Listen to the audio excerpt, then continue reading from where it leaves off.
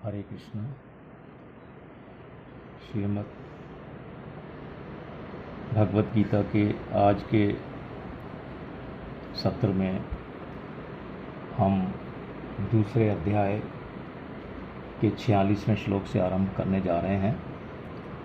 आरंभ करने से पूर्व हम प्रार्थना करते हैं। आइए सब मिलकर प्रार्थना करें। नहीं है मेरा यह संसार, ना है ये मेरे लिए, सभी हैं कृष्ण के तभी तो प्यारे हैं वे सदा। मेरे तो हैं कृष्ण केवल दूसरा न कोई, जैसा भी हूँ उन्हीं का हूँ, शरण में हूँ उनकी सदा। सुख दुख नहीं है जग में, सिर्फ हैं परिस्थितियाँ, हैं सभी प्रसाद प्रभु की, लो लगे कृष्ण से सदा। आइए दूसरे अध्याय के 46वें श्लोक से आरंभ करने जा रहे हैं। तीनों गुणों से रहित निर्द्वंद आदि हो जाने से क्या होगा, इसे अब भगवान 46वें श्लोक में बताने जा रहे हैं। आगे बढ़ने से पहले अच्छा हो कि पूर्व प्रसंग आपके ध्यान में होना चाहिए, किस बारे में बात हो रही है। यदि वो ध्यान में नहीं होगा तो इसको सुनने में और समझने में अधिक लाभ होने की संभावना नहीं है। इसलिए पिछले प्रकरण, पिछले सत्रों में जो बताया गया है इसी अध्याय के 46वें श्लोक से पहले अर्थात 45वें श्लोक तक, उसको आप अपने ध्यान में ले आइए ताकि हमें लाभ हो आगे समझने में और इंटरेस्ट भी आए। तो चलिए 46वां श्लोक इस प्रकार है। भगवान अर्जुन से कह रहे हैं, भगवान कृष्ण अर्जुन से कह रहे हैं, सब तरफ से परिपूर्ण महान जलाशय के प्राप्त होने पर छोटे गड्ढों में भरे जल में मनुष्य का जितना प्रयोजन रहता है, अर्थात कुछ भी प्रयोजन नहीं रहता। वेदों और शास्त्रों को तत्व से जानने वाले ब्रह्मज्ञानी का संपूर्ण वेदों में उतना ही प्रयोजन रहता है, अर्थात कुछ भी प्रयोजन नहीं रहता। आइए इसको समझने का प्रयास करते हैं। पहली बात, भगवान ने कहा कि सब तरफ परिपूर्ण महान जलाशय के प्राप्त होने पर छोटे गड्ढों में भरे हुए जल में मनुष्य का जितना प्रयोजन रहता है, अर्थात कुछ प्रयोजन नहीं रहता। जल से सर्वथा परिपूर्ण स्वच्छ निर्मल महान सरोवर के प्राप्त होने पर मनुष्य को छोटे छोटे जलाशयों की फिर कुछ आवश्यकता नहीं रहती, क्योंकि छोटे से जलाशय में अगर हाथ पैर धोए जाएं तो उसमें मिट्टी घुल जाने से वह जल स्नान के लायक नहीं रहता, और अगर उसमें स्नान किया जाए तो वह जल कपड़े धोने के लायक नहीं रहता, और उसमें कपड़े धोए जाएं तो फिर वो पीने के लायक नहीं रहता। लेकिन अगर बहुत बड़ा सरोवर मिल गया, महान सरोवर मिल जाए, तो उसमें सब कुछ करने पर भी उसके जल में किसी प्रकार का कोई फर्क नहीं पड़ता, अर्थात उसकी स्वच्छता, निर्मलता, पवित्रता वैसी की वैसी ही बनी रहती है। फिर भगवान ने आगे बताया, इस उदाहरण को देने के बाद जो बताया है वो अधिक महत्वपूर्ण है। वेदों और शास्त्रों को तत्व से जानने वाले ब्रह्मज्ञानी का संपूर्ण वेदों में उतना ही प्रयोजन, अर्थात कुछ भी प्रयोजन नहीं रहता।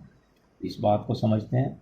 ऐसे ही इसी प्रकार में जैसे जलाशय की बात बताई, सरोवर की बात बताई थी, इसी प्रकार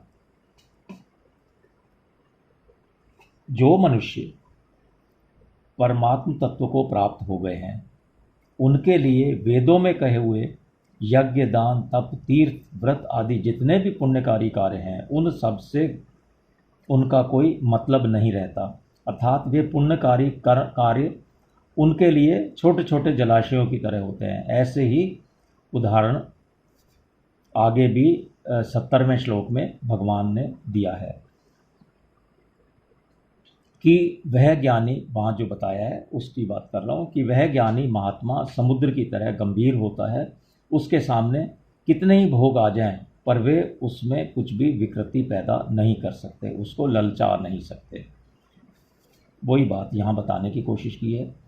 जो परमात्मा तत्व को जानने वाला है और वेदों तथा शास्त्रों को तत्व से भी जानने वाला है, उस महापुरुष को यहाँ ब्रह्मज्ञानी संपूर्ण वेदों और शास्त्रों को तत्व से जानने वाला ब्रह्म ज्ञानी कहा गया है।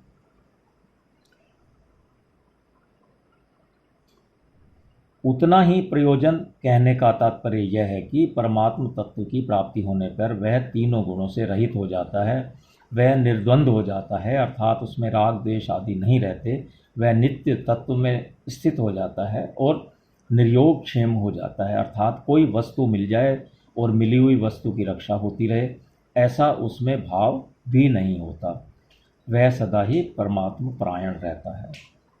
इस प्रकार सांसारिक भोगों का अंत नहीं है, अनंत ब्रह्मांड हैं और उनमें अनंत तरह के भोग हैं, परंतु उनका त्याग कर दें, उनसे असंग हो जाएं तो उनका अंत हो जाता है। ऐसे ही कामनाएं भी अनंत होती हैं, लेकिन उनका त्याग कर दें, निष्काम हो जाएं तो फिर उन कामनाओं का भी त्याग हो जाता है। इस प्रकार हमने 46वें श्लोक को समझने का प्रयास किया, उसकी व्याख्या देखी। अब हम 47वें श्लोक की तरफ बढ़ रहे हैं। भगवान ने इसी अध्याय के 39वें श्लोक में जिस समबुद्धि अथवा समता को सुनने के लिए अर्जुन को आज्ञा दी थी, भगवान इस बात को जानते हैं कि केवल सुनकर ही तो समबुद्धि नहीं हो जाएगा, कोई केवल सुनकर ही तो समता नहीं आ जाएगी। इसलिए बहुत ही एक प्रसिद्ध, कई बार आप सबके द्वारा भी सुना हुआ गीता का एक ऐसा श्लोक अब हम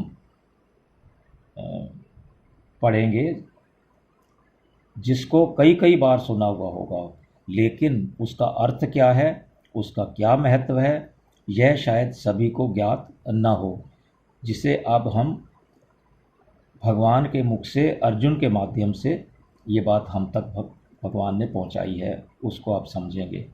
अब आगे के श्लोक में 47वें श्लोक में उसकी प्राप्ति के लिए, किसकी, समता की प्राप्ति के लिए कर्म करने की आज्ञा देते हैं भगवान। आइए वो जो मैं बहुत प्रसिद्ध सबके द्वारा सुना हुआ श्लोक की बात कर रहा हूँ, 47वां श्लोक इस प्रकार है। संस्कृत में आपने सुना होगा, टीवी पर बहुत सुना होगा। कर्मण्येवाधिकारास्ते मा फलेषु कदाचन मा कर्म फल हेतु भूर्मा ते संगोस्तमी कर्माणि। आइए इसको हिंदी में सुनते हैं।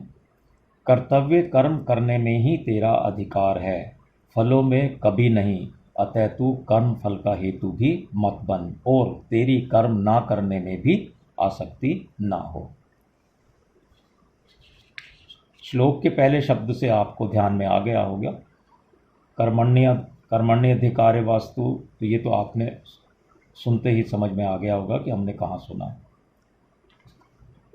आइए इसको समझने का प्रयास करते हैं। तो भगवान ने सबसे पहले क्या कहा है, कर्तव्य कर्म करने में ही तेरा अधिकार है। प्राप्त कर्तव्य कर्म का पालन करने में ही तेरा अधिकार है, इससे तू स्वतंत्र है, इसको करने के लिए तू स्वतंत्र है।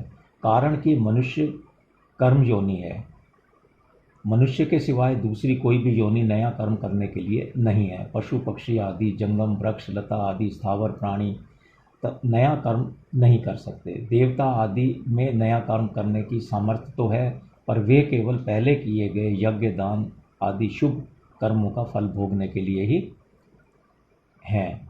वे भगवान के विधान के अनुसार मनुष्यों के लिए कर्म करने की सामग्री दे सकते हैं, पर केवल सुख भोग में ही लिप्त रहने के कारण स्वयं नया कर्म नहीं कर सकते। नारकीय जीव भी भोग योनि होने के कारण उनमें अपने दुष्कर्मों का फल भोगना ही लिखा है, अर्थात वे भी अपने दुष्कर्मों का फल भोगते हैं। नया कर्म वे भी नहीं कर सकते। नया कर्म करने में तो केवल मनुष्य का ही अधिकार है। भगवान ने सेवा रूप नया कर्म करने के लिए, केवल अपना उद्धार करने के लिए ही यह अंतिम जन्म यानी कि मनुष्य जन्म दिया है। अगर यह कर्मों को अपने लिए करेगा तो बंधन में पड़ जाएगा, और अगर कर्मों को ना करके आलस्य, प्रमाद और निद्रा में पड़ा रहेगा तो बार बार जमता मरता रहेगा। अतः भगवान कहते हैं कि तेरा केवल सेवा रूप कर्तव्य कर्म करने में ही अधिकार है। एक बड़ी गूढ़ बात यहाँ बताने जा रहा हूँ मैं। मनुष्य शरीर में दो बातें हैं, पुराने कर्मों का फल भोग और नया पुरुषार्थ अर्थात नए कर्म करना। दूसरी योनियों में केवल पुराने कर्मों का फल भोग है, अर्थात कीट पतंग पशु पक्षी देवता ब्राह्मण लोक तक की योनियाँ जितनी भी हैं भोग योनियाँ हैं, जैसा कि अभी पहले भी मैंने बताया अभी। इसके लिए उनके लिए ऐसा करो और ऐसा मत करो यह विधान नहीं है। वह पशु पक्षी कीट पतंग आदि जो कुछ भी कर्म करते हैं उनका वह कर्म भी फल भोग में ही है। उनके द्वारा किए जाने वाला कर्म प्रारब्ध के अनुसार पहले से ही रचा हुआ है।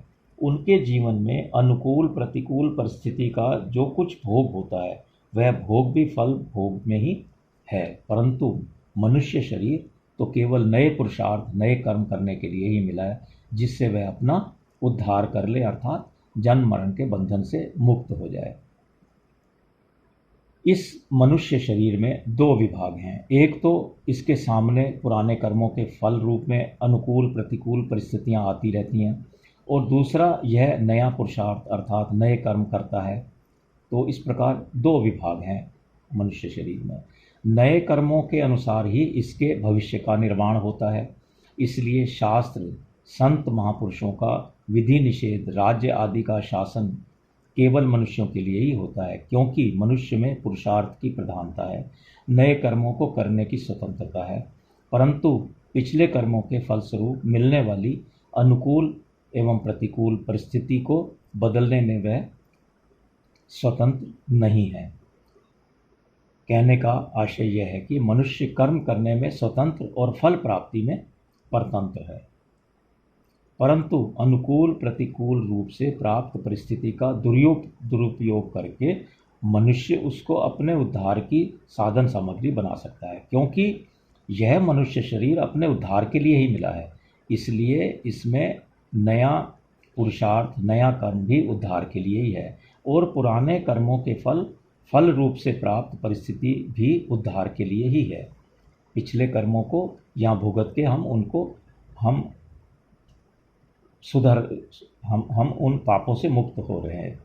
इसमें एक विशेष समझने की बात है कि इस मनुष्य जीवन में प्रारब्ध के अनुसार जो भी शुभ अथवा अशुभ परिस्थिति आती है उस परिस्थिति को मनुष्य सुखदायी अथवा दुखदायी तो मान सकता है, लेकिन उस परिस्थिति में सुखी या दुखी होना कर्मों का फल नहीं है, बल्कि मूर्खता है। परिस्थिति तो बाहर से बनती है और सुखी दुखी होता है स्वयं। परिस्थिति के साथ तादात्म्य करके ही सुख दुख का भोक्ता बनता है। अगर मनुष्य उस परिस्थिति के साथ तादात्म्य ना करे तो उसका सदुपयोग करे तो वह परिस्थिति उसका उद्धार करने के लिए साधन सामग्री बन जाएगी। सुखदायी परिस्थिति का सदुपयोग है दूसरों की सेवा करना, और दुखदायी परिस्थिति का सदुपयोग है सुख भोग की इच्छा का त्याग करना। ये फार्मूला समझ लीजिए आप। इस फार्मूले को दोबारा बता देता हूँ। सुखदायी परिस्थिति का सदुपयोग है दूसरों की सेवा करना, और दुखदायी परिस्थिति का सदुपयोग है सुख भोग की इच्छा का त्याग करना। सुख भोग की इच्छा का त्याग करते ही हमें दुख फिर महसूस होता ही नहीं है, क्योंकि इच्छा ही हमारे दुखों का कारण है। तो सुख भोग की इच्छा ही छोड़ दी तो फिर दुख में होगा ही नहीं। दुखदायी परिस्थिति आने पर मनुष्य को कभी भी घबराना नहीं चाहिए, बल्कि यह विचार करना चाहिए कि हमने पहले सुख भोग की इच्छा से ही पाप किए थे और वे ही पाप दुखदायी परिस्थिति के रूप में आकर अब नष्ट हो रहे हैं, कट रहे हैं हमारे पाप। इसमें एक लाभ यह भी है कि उन पापों का प्रायश्चित हो रहा है और हम शुद्ध हो रहे हैं, और दूसरा लाभ यह है कि हमें इस बात की चेतावनी मिल रही है कि अब सुख भोग के लिए पाप करेंगे तो आगे भी इसी प्रकार दुखदायी परिस्थितियां आती रहेंगी, इस जन्म में भी और आने वाले जन्मों में भी। तो ये चेतावनी भी एक प्रकार से हमें समझ लेनी चाहिए। लेकिन अगर जो इस बात को नहीं समझ पाते कि ये परिस्थितियाँ, दुखदाई परिस्थितियाँ हमारे सामने क्यों आ रही हैं, तो वो फिर आगे के लिए भी दुखदाई काम करते ही रहेंगे और जन्म मरण के बंधन में बार बार आते जाते रहेंगे। सुख भोग की इच्छा से अब कोई काम करना ही नहीं है, बल्कि प्राणी मात्र के हित के लिए ही काम करना है, सभी प्राणियों के हित के लिए ही काम करना है। तो निष्कर्ष यह हुआ कि पशु पक्षी कीट पतंग आदि योनियों के लिए पुराने कर्मों का फल और नया कर्म ये दोनों ही भोग रूप में हैं, जो वो भोगने के लिए इन इन इन इन योनियों में आए हैं। और मनुष्य के लिए पुराने कर्मों का फल और नया कर्म अर्थात नया पुरुषार्थ ये दोनों ही उद्धार के साधन हैं। फिर हम श्लोक की तरफ पढ़ते हैं। भगवान ने आगे कहा है, माँ फलेषु कदाचन, अर्थात फल में कभी तेरा अधिकार नहीं है, फल में तेरा किंचित मात्र भी अधिकार नहीं है, अर्थात फल की प्राप्ति में तेरी स्वतंत्रता नहीं है, क्योंकि फल का विधान तो मेरे अधीन है। अतः फल की इच्छा ना रखकर कर्तव्य कर्म कर। अगर तू फल की इच्छा रखकर कर्म करेगा तो तू बंध जाएगा, जैसा कि हम आगे 5वें अध्याय के 12वें श्लोक में इस बात को विस्तार पूर्वक पढ़ेंगे। क्योंकि फल की इच्छा अर्थात भोग तत्व होने पर ही कर्तव्य टिका हुआ है, अर्थात भोग तत्व से कर्तव्य आता है। फलेच्छा अथवा फलेच्छा को सर्वथा मिटाने से कर्तव्य भाव, कर्ता भाव, कर्तत्व मिट जाता है, और कर्तत्व मिटने से ही मनुष्य कर्म करता हुआ भी नहीं बनता। तो भाव यह हुआ कि वास्तव में मनुष्य कर्तत्व में उतना फंसा हुआ नहीं है जितना फलेच्छा अर्थात भोग तत्व में फंसा हुआ है। फल में तेरा अधिकार नहीं है। इससे यह बात सिद्ध होती है कि फल के साथ संबंध जोड़ने में अथवा ना जोड़ने में मात्र मनुष्य स्वतंत्र है, सबल है, इसमें वे पराधीन और निर्बल नहीं है। लेकिन हमारे चाहे अनुसार फल मिलेगा कि नहीं मिलेगा ये हमें नहीं पता, तो फिर फल की इच्छा ही क्यों की जाए। हमारे चाहने से अगर वैसा फल मिल जाए यह तो ज़रूरी नहीं, तो फिर फल की इच्छा ही नहीं की, ना करें तो अच्छा है। निष्काम होने के 2 उपाय हैं।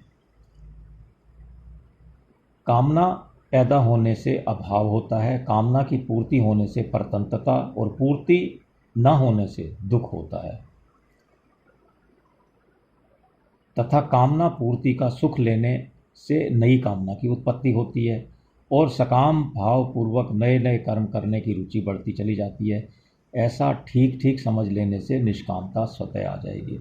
देखिए, एक निष्काम होने से इतने सारे कष्ट, इतनी सारी बातें स्वतः समाप्त हो जाएंगी।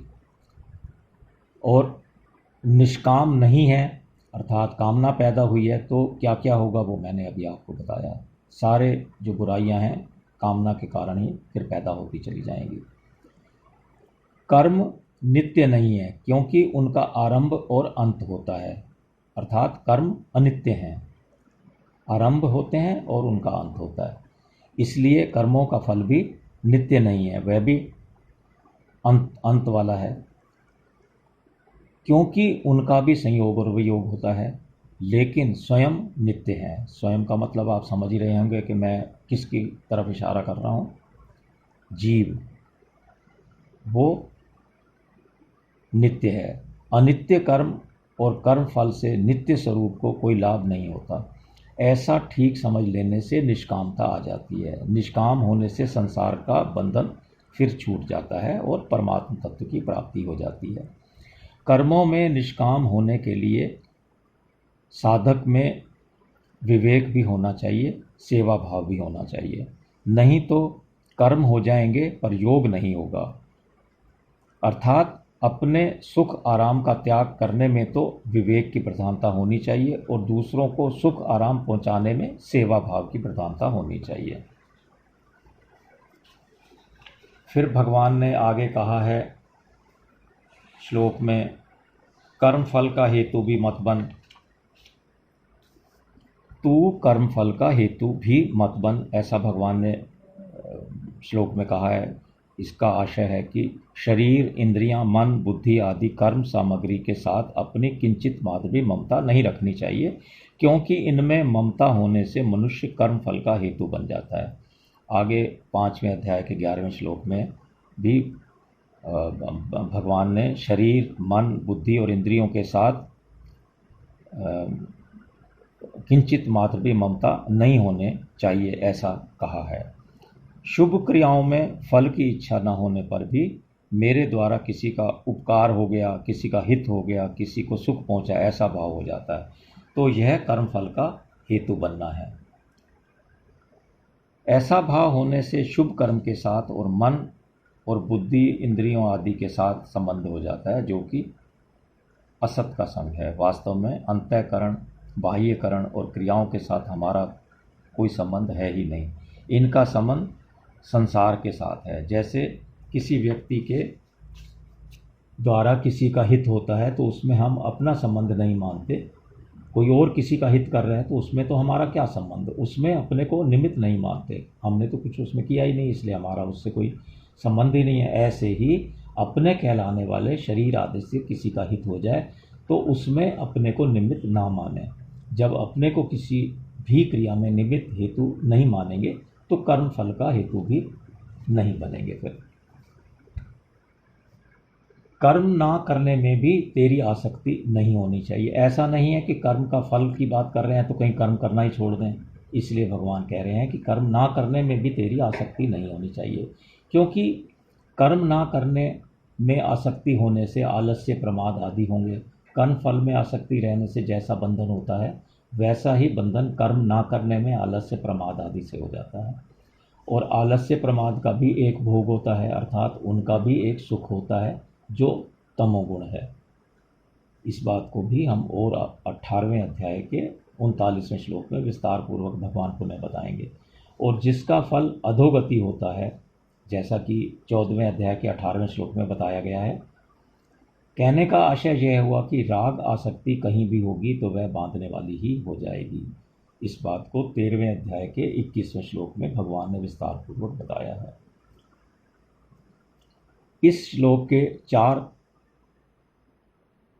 चरण हैं, अथवा 4 चरणों में 4 बातें बताई गई हैं इस श्लोक में। वो 4 चरण डिस्ट्रीब्यूट किस तरह से किए हैं वो देख लीजिए। कर्म करने में ही तेरा अधिकार है, पहला चरण तो ये है। फल में कभी तेरा अधिकार नहीं, दूसरा चरण ये है। तू कर्म फल का हेतु भी मत बन, तीसरा चरण ये है। और कर्म ना करने में भी तेरी आसक्ति ना हो, ये चौथा चरण है। 4 बातों में, 4 चरणों में इसको विभक्त किया है। मैंने आपसे जैसे श्लोक के पहले ही निवेदन किया था कि इस श्लोक को हमने कई कई बार सुना हुआ है और ये कितना महत्वपूर्ण है, और इसको समझें हम अच्छे तरह से, तो इसलिए थोड़ा सा मैंने इसको इसकी जो व्याख्या है वो थोड़ी सी लंबी लेंदी कर दी है, ताकि हमें ये अच्छी तरह से समझ में आ जाए। तो मैंने बताया कि इस श्लोक में 4 चरणों में 4 बातें आई हैं, और वो मैंने 4 चरण डिस्ट्रीब्यूट करके आपको बता दिए। इनमें से अब जोड़ी बनाते हैं। इनमें से पहले और चौथे चरण की बात एक है और दूसरे और तीसरे चरण की बात एक है। आप मिला के देखिए, आप इन चारों को लिखिए और उसके बाद मिला के देखिए। पहले चरण में कर्म करने में अधिकार बताया है और चौथे चरण में कर्म ना करने में आसक्ति होने का निषेध किया गया है, और दूसरे चरण में फल की इच्छा का निषेध किया है, और तीसरे चरण में फल का हेतु बनने का निषेध किया है।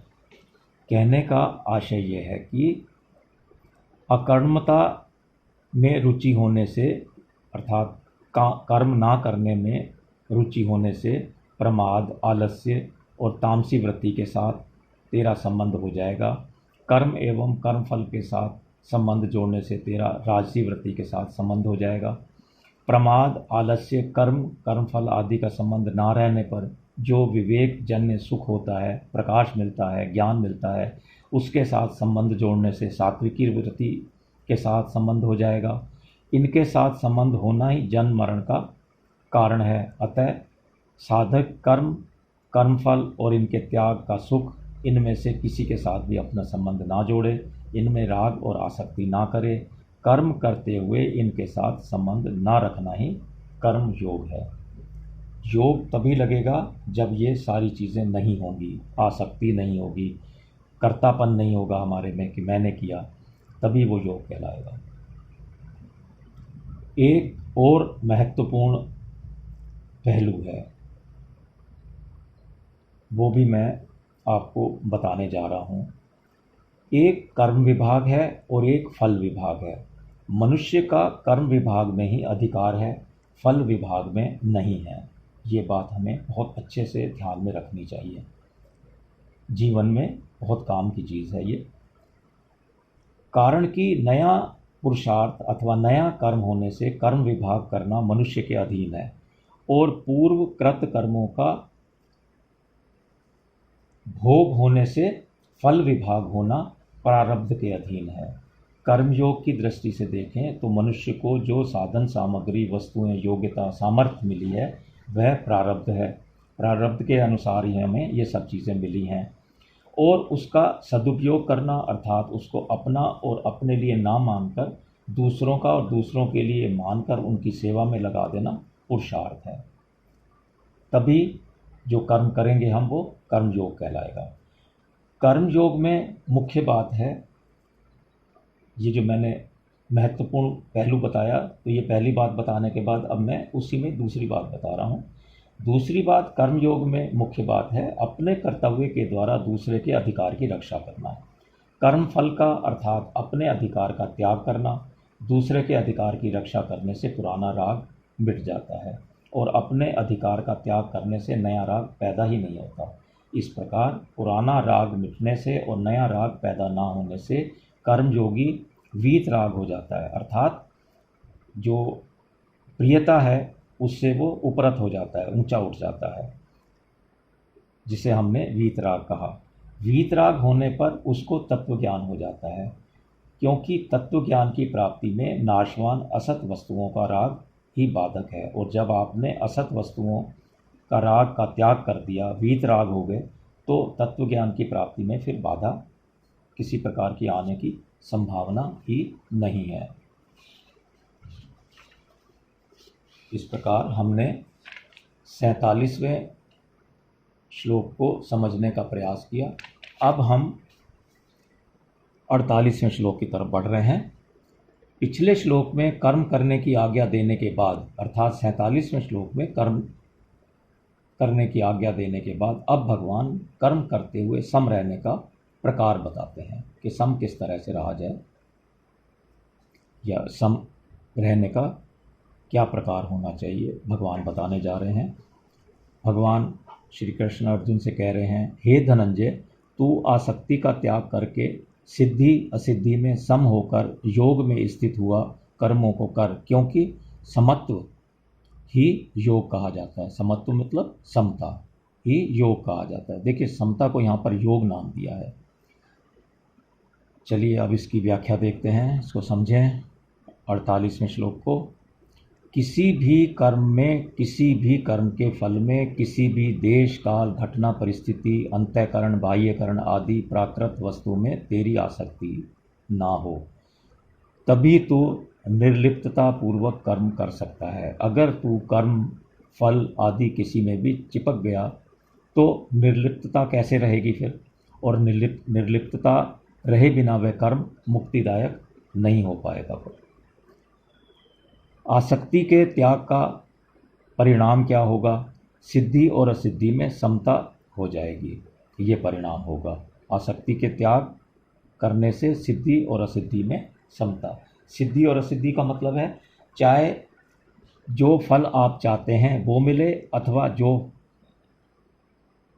फल आप चाहते थे वो नहीं मिले, दोनों ही परिस्थितियों में सुखी दुखी नहीं होना, अर्थात समता बनाए। आपके चाहे अनुसार फल मिल गया, उसमें भी आप सम रहिए, प्रसन्न नहीं होना है, और अगर आपके चाहे अनुसार फल नहीं मिला तो भी आप दुखी नहीं होइए, अर्थात समता में रहिए। कर्म का पूरा फल, कर्म का पूरा होना अथवा ना होना, सांसारिक दृष्टि से उसका फल अनुकूल होना अथवा प्रतिकूल होना, उस कर्म को करने से आदर निरादर, प्रशंसा निंदा होना, अंतःकरण की शुद्धि होना अथवा ना होना, आदि आदि जो सिद्धि और असिद्धि हैं उसमें सम रहना चाहिए। इस विषय में शंकराचार्य जी ने गीता की व्याख्या की है। शंकराचार्य महाराज जी ने उस व्याख्या में उन्होंने जिस तरह से इसको बताया है उसको भी देख लेते हैं और अच्छे से समझ में आ जाएगा। हे धनंजय, ये शंकराचार्य जी की व्याख्या है। हे धनंजय, योग में स्थित होकर केवल ईश्वर के लिए कर्म कर, उसमें भी ईश्वर मेरे पर प्रसन्न हो जाएं ऐसी कामना भी नहीं रखने। इस संग अथवा कामना को छोड़कर कर्म करें। किस संग और प्रार्थना की? ईश्वर मेरे पर प्रसन्न हो जाए, ये भी नहीं रखनी है कामना। इस कामना को छोड़कर कर्म करें। फल तृष्णा रहित पुरुष के द्वारा कर्म किए जाने पर फल की इच्छा का त्याग करके पुरुष के द्वारा कर्म किए जाने पर अंतःकरण की शुद्धि से उत्पन्न होने वाली ज्ञान प्राप्ति तो सिद्धि है, और उसके विपरीत ज्ञान प्राप्ति का ना होना असिद्धि है। ऐसी सिद्धि और असिद्धि में सम होकर, अर्थात दोनों को एक बराबर समझकर, तुल्य समझकर कर्म कर। वह कौन सा योग है जिसमें स्थिर होकर कर्म करने के लिए कहा है? यही जो सिद्धि और असिद्धि में सम होना है, इसी को ही योग कहते हैं। और लगभग यही बात मैंने अभी आपको बताई थी। अर्थात चाहे फल हमारी इच्छा के अनुसार प्राप्त हो, चाहे इच्छा के विरुद्ध प्राप्त हो, हमें सुखी और दुखी नहीं होना चाहिए, अर्थात समता बनाए रखनी चाहिए। चलिए अब आगे और समझते हैं। कर्मयोगी की इतनी समता अथवा निष्काम भाव होना चाहिए कि कर्मों की पूर्ति हो चाहे ना हो, फल की प्राप्ति हो चाहे ना हो, अपनी मुक्ति आदि हो चाहे ना हो, मुझे तो केवल कर्तव्य कर्म करना है। साधक को असंगता का अनुभव ना हुआ हो, उसमें समता ना आई हो, तो भी उसका उद्देश्य असंग होने का होना चाहिए, सम होने का ही होना चाहिए। जो बात उद्देश्य में आ जाती है वही अंत में सिद्ध होती है। अतः साधन रूप समता से, अर्थात अंतःकरण की समता से साध्य रूप समता स्वतः आ जाती है। इसी बात को फिर एक बार अभी इसी अध्याय के 53वें श्लोक में भी भगवान ने कुछ इस विषय में कहा है, वो भी हम आगे देखेंगे। सिद्धि असिद्धि में सम होने के बाद उस समता में निरंतर अटल स्थित रहना ही योगस्थ है, अर्थात योग में स्थित होना है। जैसे किसी कार्य के आरंभ में गणेश जी का पूजन करते हैं तो उस पूजन को कार्य करते समय हरदम साथ में नहीं रखते, ऐसे ही कोई यह ना समझ ले कि आरंभ में एक बार सिद्धि असिद्धि में सम हो गए तो अब उस समता को हरदम साथ में नहीं रखना है। ऐसा नहीं है, राग द्वेष करते रहना है। इसलिए भगवान कहते हैं कि समता में हरदम स्थित रहते हुए कर्तव्य कर्म को करना चाहिए। ऐसा नहीं कि एक बार हो गए उसके बाद समता नहीं रखनी है, ऐसा नहीं है। समता ही योग है, भगवान ने जैसा कहा है श्लोक में, अर्थात समता परमात्मा का स्वरूप है। वह समता अंतःकरण में निरंतर बनी रहनी चाहिए। 5वें अध्याय के 19वें श्लोक में भगवान ने कहा है कि जिनका मन समता में स्थित हो गया है उन लोगों ने जीवित अवस्था में ही संसार को जीत लिया है, क्योंकि ब्रह्म निर्दोष और सम है, अतः उनकी स्थिति ब्रह्म में ही है, तो उनका तो जीवन ही सफल हो गया। भगवान कहते हैं समता नाम योग का है, यह योग की परिभाषा है। अगर हमसे कोई पूछे योग की परिभाषा क्या है, तो योग की परिभाषा है समता का नाम योग है, अथवा समता ही योग है। इसी को आगे 6ठे अध्याय के 23वें श्लोक में भी बताया जाएगा। वहाँ पर ऐसा बताया है 6ठे अध्याय के 23वें श्लोक में, दुखों के संयोग का जिसमें वियोग है उसका नाम योग है।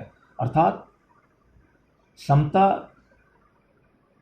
अथवा योग की परिभाषाएं अलग अलग जगह अलग अलग तरीके से दी गई हैं, जिसका मतलब सबका एक ही है और वो सभी सही समझनी चाहिए। जैसे अभी मैंने बताया, दुखों के संयोग का जिसमें वियोग है उसका नाम योग है। ये दोनों परिभाषाएं वास्तव में एक ही हैं। जैसे दाद की बीमारी में खुजली का सुख होता है, अगर उसको कोई किसी को दाद या खुजली हो रही है तो उसको खुजलाते हैं तो उसको बड़ा सुख मिलता है, और जलन का दुख होता है, रोक देते हैं तो जलन होने लगती है और फिर अच्छा नहीं लगता।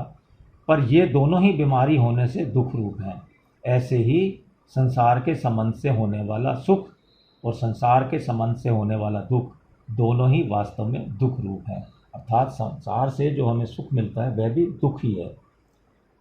अतः चाहे दुखों के संयोग का वियोग अर्थात सुख दुख से रहित होना कहें, अथवा सिद्धि असिद्धि में अर्थात सुख दुख में सम होना कहें, एक ही बात है। इस श्लोक का तात्पर्य यह हुआ कि स्थूल, सूक्ष्म और कारण शरीर से होने वाली सभी क्रियाओं को केवल संसार की सेवा में ही लगा देना चाहिए, अपने लिए नहीं है ये सब कुछ। ऐसा करने से ही समता आएगी। अब मैं थोड़ा सा इस विषय से संबंधित लेकिन इस श्लोक से थोड़ा सा हटता हुआ कुछ बताने जा रहा हूँ। विशेष बात, बुद्धि और समता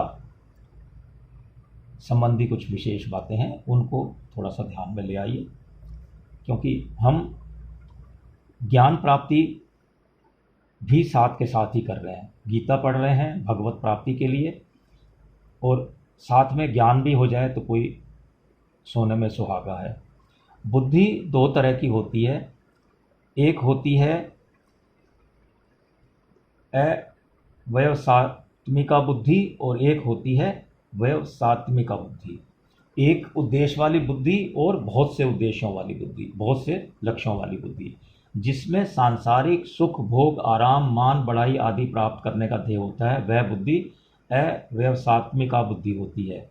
जैसा कि हमने इसी अध्याय के 44वें श्लोक में भगवान के मुख से सुना था, जिसमें समता की प्राप्ति करने का, अपना कल्याण करने का ही उद्देश्य रहता है, वह बुद्धि एक लक्ष्य वाली बुद्धि होती है, उसे व्यवसात्मिका बुद्धि कहते हैं। ये बात भी 41वें श्लोक में बताई गई थी। अतः एक उद्देश्य वाली बुद्धि अथवा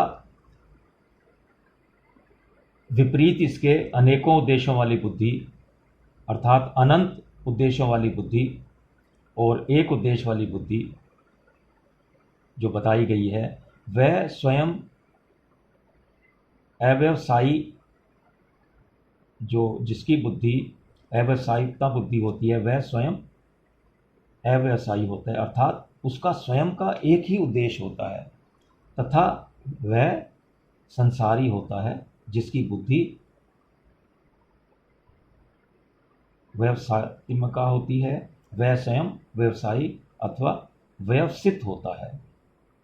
इन बातों को और थोड़ा सा 9वें अध्याय में और विशेष रूप से पढ़ेंगे। समता, जैसे बुद्धि की बात बताई है, समता भी दो तरह की होती है, एक साधन रूप समता और एक साध्य रूप समता। साधन रूप समता अंतःकरण की होती है और साध्य रूप समता परमात्म स्वरूप की होती है। सिद्धि असिद्धि, अनुकूल प्रतिकूल आदि में सम रहना अर्थात अंतःकरण में राग द्वेष का ना होना समता रूप साधन रूप समता है, जिसका वर्णन गीता में अधिक हुआ है। इस साधन रूप समता से जिस स्वतः सिद्ध समता की प्राप्ति होती है, वह साध्य रूप समता है, जिसका वर्णन इसी अध्याय के 53वें श्लोक में हम विस्तार पूर्वक देखेंगे।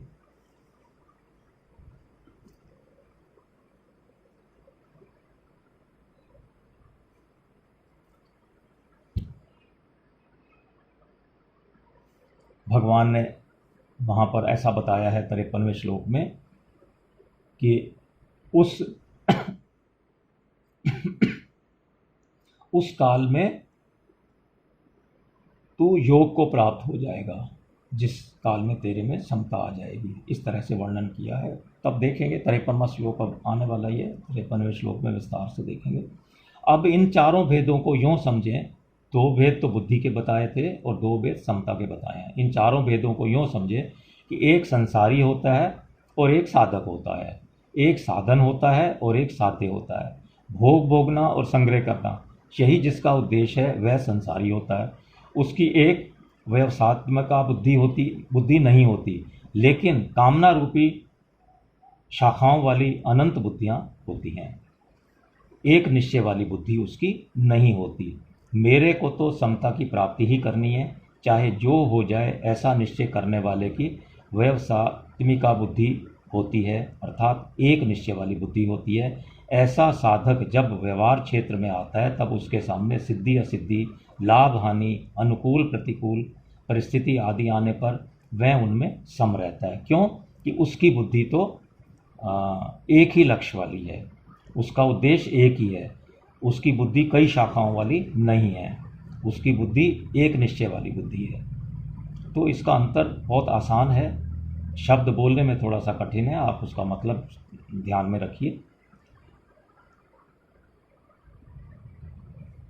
इस साधन रूप समता से वह संसार से ऊंचा उठ जाता है। किस साधन रूप समता से? कि जिसकी सिद्धि असिद्धि लाभ हानि में उसे राग द्वेष नहीं होता। इस बात को 5वें अध्याय के 19वें श्लोक का जो पहला भाग है 19वें श्लोक का, उसमें भी बताया गया है।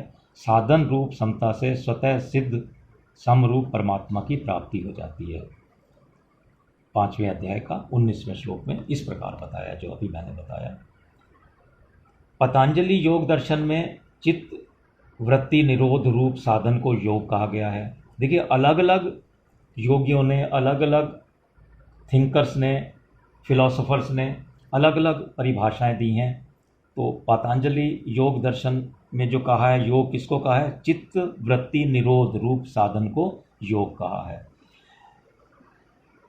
इस योग के परिणाम स्वरूप दृष्टा की स्वरूप में स्थिति हो जाती है। इस प्रकार पतंजलि योग दर्शन में योग का जो परिणाम बताया है उसी को गीता योग कहती है। देखिए, वहाँ जिस योग का जो परिणाम बताया गया है गीता ने उसको योग कहा है, वहाँ जो योग कहा है उसको योग नहीं कहा है गीता ने, उस योग के परिणाम को गीता में योग कहा है। कहने का आशय यह है कि गीता चित्त वृत्तियों से सर्वथा संबंध विच्छेद पूर्वक स्वतः सिद्ध सम स्वरूप में स्वाभाविक स्थिति को योग कहती है। इस योग अर्थात समता में स्थित होने पर फिर कभी इससे वियोग अर्थात इससे अलगाव नहीं होता, इसलिए इसको नित्य योग भी कहा है। चित्त वृत्तियों का निरोध होने पर तो निर्विकल्प अवस्था होती है, पर समता में स्वतः सिद्ध स्थिति का अनुभव होने पर निर्विकल्प बोध होता है, जिसे सहज अवस्था भी कहते हैं। सहजावस्था निर्विकल्प बोध अवस्था नहीं है, बल्कि संपूर्ण अवस्थाओं से अतीत तथा उनका प्रकाशक एवं संपूर्ण योग साधनों का फल है। अवस्था तो निर्विकल्प और सविकल्प दोनों ही होती हैं, पर बोध निर्विकल्प ही होता है। इस प्रकार गीता का योग पतंजलि योग दर्शन के योग से बहुत ही विलक्षण है। पतंजलि योग दर्शन के योग का अधिकारी वह है जो मूढ़ और क्षिप्त वृत्ति वाला नहीं है, बल्कि विक्षिप्त वृत्ति वाला है। परंतु भगवान की प्राप्ति चाहने वाले सबके सब मनुष्य गीता के योग के अधिकारी हैं। वहाँ इस तरह का कोई बंधन नहीं है कि किस वृत्ति का होना चाहिए। इतना ही नहीं, जो मनुष्य भोग और संग्रह को महत्व न देकर इस योग को ही महत्व देता है और इसको प्राप्त करना चाहता है, ऐसा योग का जिज्ञासु भी वेदों में वर्णित सकाम कर्मों का अतिक्रमण कर जाता है। ऐसा 6ठे अध्याय के 44वें श्लोक में भगवान ने कहा है। इस प्रकार हमने 48वें श्लोक को समझने का प्रयास किया। आज का यह सत्र हम 48वें श्लोक, दूसरे अध्याय के 48वें श्लोक तक ही रखेंगे। आइए अब हम भगवान का नाम लेते हैं, एक छोटी सी प्रार्थना करते हैं। नाम संकीर्तनम यस्य सर्व पाप प्रणाशनम प्रणामो दुःखशमनस्य तम नमामि हरिं परम। हरे कृष्णा।